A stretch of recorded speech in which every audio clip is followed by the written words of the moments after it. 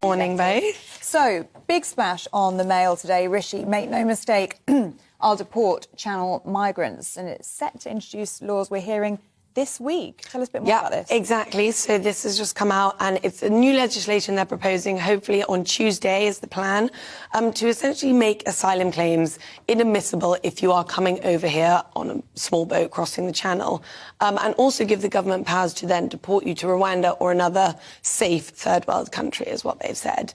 And really, I guess this is clearly another step in Rishi's plan in the lead up to the general election to win back voters. This is a very important topic for voters. It's very popular, and really it's something that resonates with a lot of voters at the moment. So last year we had 45,000 people come across the channel, and this year alone we've already had 3,000. This is a serious issue in this country, and people need it to be handled. Yeah, the problem with all of this, though, is he's making, as far as a lot of the voters are concerned, he's making the right noises. Yeah. You know, if you come here in a small boat, you know, you cannot claim to stay. Yeah. That's it. Yeah.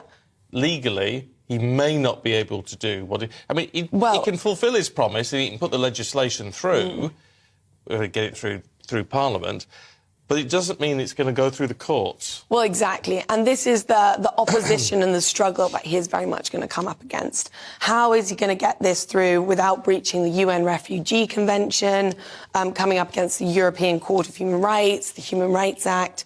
We've already seen before with the Rwanda plan the huge issues and opposition from human rights groups that the government came into.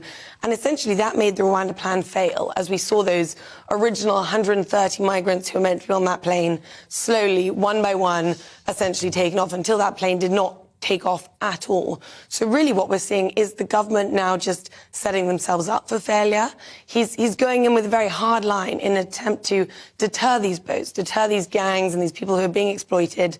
But really, is it just going to fail in the end? When you see these headlines, don't you? I mean, I read this morning and I said, well, that's not going to happen, because with Rwanda, not yet one person's been actually on a flight and which managed to take off. So, I mean, it does make you feel as though these things just won't get through the courts. It then asks the question, doesn't it, really, why Rishi Sunak made it one of those 5 key promises, I will stop the boats, because it seems like an impossible task. Currently, nothing has worked. It's been something that's plagued the government for the last 4 years, but nothing so far has managed to deter people from getting on those small boats. It seems like, he's set himself up for failure. No, exactly. And the worst thing that we're seeing come out of this is the danger people are willing to put themselves in. It was just over a year ago that we had that awful accident where 31 migrants who were crossing the channel capsized and they all drowned. And actually, even just this week, this isn't just UK issue, but migrants in Italy, 59 of them are now said to have died in a boat that capsized crossing from Turkey.